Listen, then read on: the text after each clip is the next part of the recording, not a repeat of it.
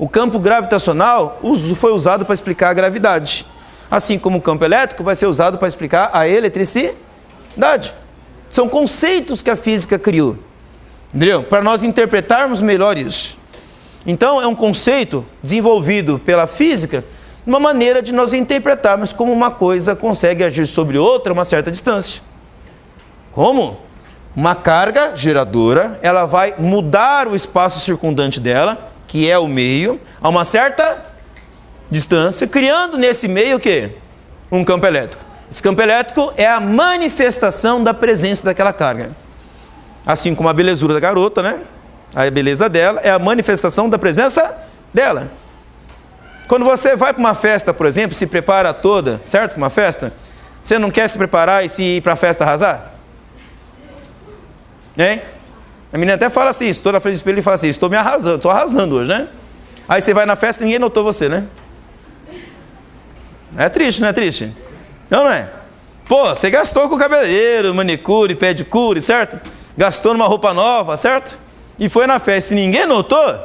Pô, você fala assim, meu campo estético tá baixo, né? Tá fraco, né? Certo? Se você vai lá, você quer que as pessoas sintam a presença sua, né? Bom, pelo menos aquele rapaz que você quer que olhe para você, né? Certo? Mas de alguma forma você quer que as pessoas notem a sua presença. Então, o notar a presença é modificar o espaço circundante, certo? Tá? Então, da mesma forma, o campo elétrico é a maneira com que essa carga faz-se notar no espaço ao redor. Outras cargas, que nem o Qzinho, vão sentir isso através da ação desse campo elétrico naquela carga, produzindo como resultado uma força. Então, a força não é a causa do campo, ela é resultado da ação do campo. Entendido? Tá? Bom, o que vai ter diferente? Apesar de toda analogia, você pode olhar para as duas coisas e pensar assim, ah, eu acho que é a mesma coisa, já que são tão parecidas, né? Então elas devem ser o quê? Iguais. Não, não são. Apesar de toda a estrutura matemática ser semelhante, isto e aquilo são coisas diferentes. Mas, professor, é muito parecido. Sim, tá? É coincidência? Bom, aí é uma grande pergunta. Tá? Mas como é que eu sei que elas são diferentes? Primeiro, a gravidade é só atrativa. A gravidade só atrai. Nós ainda não encontramos de maneira contundente uma gravidade repulsiva. Duas massas se repelirem, por exemplo. Breu, a gente só viu até agora que a massa ela pode atrair. Se bem que a gente pode estar enganado, mas até agora só foi encontrado isso. Gravidade atrativa. E eletricidade? Ela é só atrativa? Ela é só atrativa? Não, ela também pode ser o quê? Basta eu pegar essa carga geradora aqui e trocar o sinal dela, né?